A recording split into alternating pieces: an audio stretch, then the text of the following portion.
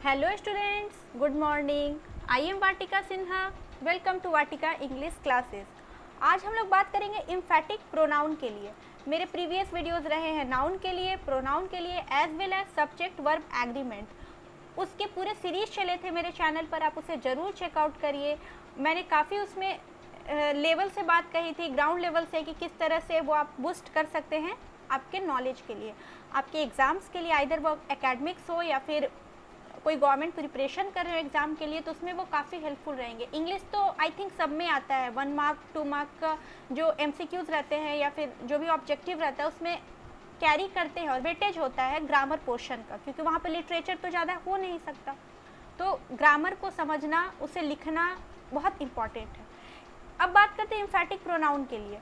मैं emphatic pronoun just बाद reflexive के इसलिए बता रही हूँ कि क्योंकि जो इम्फैटिक प्रोनाउन है और रिफ्लेक्सिव प्रोनाउन है दोनों काफ़ी सिमिलर हैं। ये कह सकते हैं कि कंप्लीट सिमिलर है in terms of word, but in terms of use वो दोनों काफ़ी अलग हैं। आइए देखते हैं फर्स्ट इसका रूल। मैं कोशिश करूँगी रिफ्लेक्सिव प्रोनाउन के लिंक इसमें मेंशन कर दूँ, एज वेल एज मेरे एक चार्ट थे, केस टेबल मैंने एक वीडियो अपलोड किया था, वो काफ़ी अच्छा और हेल्पफुल है आपके लिए। मैं उसे भी लिंक मेंशन कर दूँगी इस बॉक्स में, आप उसे ज़रूर चेकआउट करिएगा। फर्स्ट रूल, एम्फैटिक और emphasising pronoun tells about self और सेल्फ्स। मैंने प्रीवियस वीडियो में भी रिफ्लेक्सिव में बात बताई थी कि जो एम्फैटिक प्रोनाउन है या फिर रिफ्लेक्सिव प्रोनाउन है, दोनों जो होता है वो सेल्फ और सेल्फ्स के लिए बात करता है। सेल्फ का मतलब होता है स्वयं, सेल्फ्स का मतलब भी होता है स्वयं, बट दोनों में डिफरेंस ये है कि एक सिंगुलर वर्क करता है, एक प्लूरल वर्क करता है। जो सेल्फ होता है जैसे माई सेल्फ, योर सेल्फ, और सेल्फ्स जो होता है जैसे योर सेल्फ्स, देम सेल्फ्स, इस तरह से, जैसे हिम सेल्फ, हर सेल्फ, उस सब के लिए सेल्फ आता है क्योंकि सिंगुलर होता है। दे जो होता है वो प्लूरल होता है, उसके लिए देम सेल्फ्स आता है। यू जो होता है सिंगुलर भी होता है, जैसे you are a teacher, singular है। ऑल ऑफ यू जब बात करते हैं तो वो प्लूरल में कंसिडर होता है, तो उसके लिए सेल्फ्स यूज होता है। इसमें प्रॉब्लम ना क्रिएट हो इसलिए मैं काफ़ी मेंशन करती हूँ सेल्फ और सेल्फ्स का अलग अलग जो यूज़ है उसे। एग्जाम्पल के तौर पे समझते हैं, एग्जाम्पल से काफ़ी बेसिक क्लियर होते हैं। He himself completed his rituals, they themselves understood their problems। यहाँ पर देयर है, तो क्या होता है कि he himself का मतलब नहीं, यहाँ द है, sorry, they themselves understood the problems। तो इसका कहने का मतलब है he himself, वह स्वयं अपने जितने भी कार्य हैं उसे कंप्लीट करता है। रिचुअल्स का मतलब होता है जो भी उसका कार्य हो, दैनिक डेली का उसका ऑफिस का कार्य हो या फिर उसका जो भी स्पिरिचुअल हो, उस तरह से जब बात करते हैं तो रिचुअल्स यूज़ करते हैं। ही हिमसेल्फ जस्ट प्रोनाउन के बाद, पर्सनल प्रोनाउन के जस्ट बाद यहाँ पर जो प्रोनाउन आया है ये इम्फैटिक प्रोनाउन है। एग्जाम में ऐसे पूछा जा सकता है कि he himself completed his rituals, himself या इम्फैटिक है या रिफ्लेक्सिव है, तो ध्यान दीजिएगा प्रोनाउन के जस्ट बाद यूज़ हुआ है, इसलिए ये यहाँ पर इम्फैटिक प्रोनाउन है, रिफ्लेक्सिव प्रोनाउन नहीं है। वह स्वयं अपने काम कंप्लीट किया। They themselves understood the problems, they के जस्ट बाद रिफ्लेक्सिव प्रोनाउन के बाद देमसेल्फ यूज हुआ, अंडरस्टूड द प्रॉब्लम्स, यहाँ द भी हो सकता था, देयर भी हो सकता था, तो द दे देमसेल्फ, तो देमसेल्फ यहाँ पर इम्फैटिक प्रोनाउन है। एग्जाम में बेसिकली ऐसे ही आता है कि प्रोनाउन कहाँ लगना चाहिए, एकेडमिक्स में तो काफ़ी आता है ये सब। Second rule, emphatic pronoun works as an object of the preposition. अब ये बात है कि जो इम्फैटिक प्रोनाउन है वो प्रीपोजिशन के ऑब्जेक्ट के रूप में काम करता है। अब आप लोगों को लगेगा ये क्या होता है, देखिए प्रीपोजिशन जैसे बाई, ऑन, एट, इस तरह के जो वर्ड होते हैं उसे हम बेसिकली प्रीपोजिशन कहते हैं। मेरे आने वाले लेक्चर्स जो रहेंगे वो प्रीपोजिशन, कंजंक्शन, इन सब के लिए रहेंगे, लेकिन सीरीज वाइज चलना जरूरी है ताकि पकड़ आपकी ग्राउंड लेवल से मजबूत हो। तो अभी हम लोग बात प्रोनाउन की कर रहे हैं, इससे पहले नाउन को बताया था मैंने। He comes in this park by himself, she did her homework by herself। वह अपने काम खुद से, उसने अपने काम खुद से किया, और यहाँ फर्स्ट एग्जाम्पल था वह इस पार्क में आता है स्वयं से।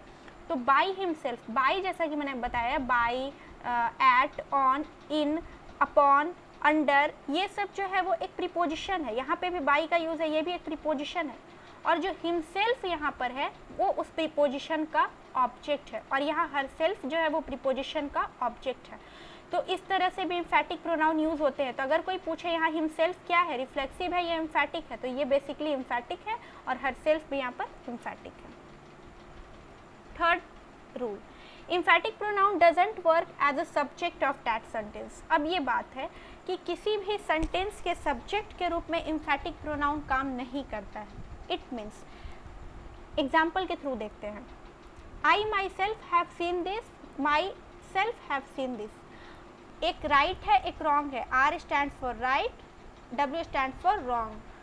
आई myself have seen this, मैंने स्वयं इसे देखा है। Myself have seen this, स्वयं ने इसे देखा है, ये गलत हो जाएगा। देखिए होता क्या है, हम लोग जैसे माई सेल्फ को कभी कभी सब्जेक्ट के तौर पे यूज़ करते हैं, वो अलग बात है, बट इम्फैटिक प्रोनाउन के रूल के हिसाब से हम लोगों को सब्जेक्ट के जस्ट बाद इम्फैटिक प्रोनाउन इजाज़त देता है खुद को यूज़ करने के लिए।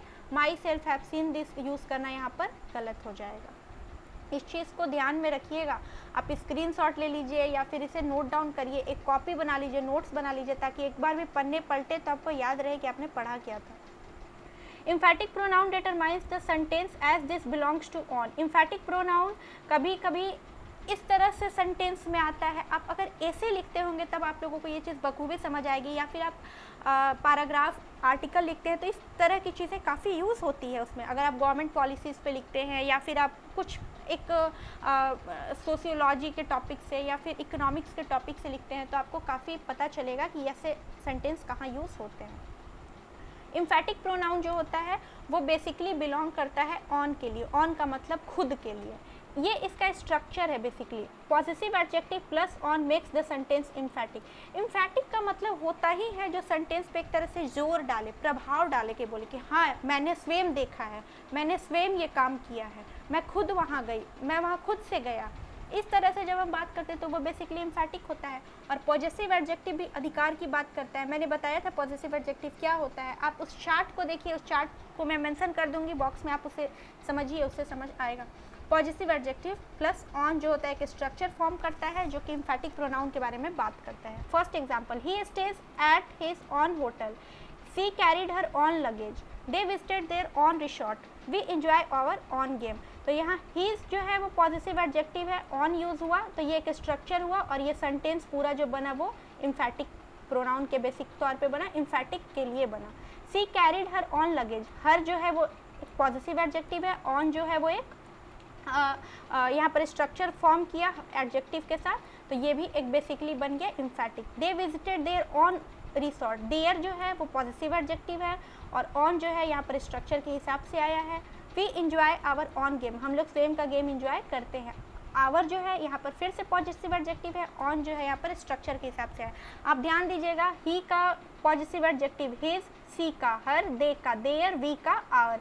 इस तरह से पॉजिटिव एडजेक्टिव भी डिटरमाइन किए जाते हैं। ऐसा नहीं है कि दे के साथ हम हर लगा दें, सी के साथ हिज लगा दें, ही के साथ हर लगा दें, वी के साथ अस लगा दें, नहीं, इसका भी एक रूल होता है। उस चार्ट को देखिएगा आपको समझ आएगा कि किस तरह से रूल काम करते हैं। इस स्ट्रक्चर को जरूर ध्यान में रखिएगा, इसे नोट डाउन जरूर करिए। आज का वीडियो बस मेरा यहीं तक था। नेक्स्ट जो वीडियो होगा वो इम्फैटिक प्रोनाउन के क्वेश्चंस के लिए बेसिकली होगा। अगर वीडियो पसंद आया हो और ज़रा भी आपके लिए हेल्पफुल रहा हो तो इसे लाइक करें, शेयर करें, सब्सक्राइब करें, बेल आइकन पर क्लिक ज़रूर कर दें ताकि मेरी अपडेटेड वीडियोस टाइमली आप तक पहुंच सके। मैं मिलती हूं आपको मेरे नेक्स्ट वीडियो में, तब तक अपना ध्यान रखें। Thank you so much.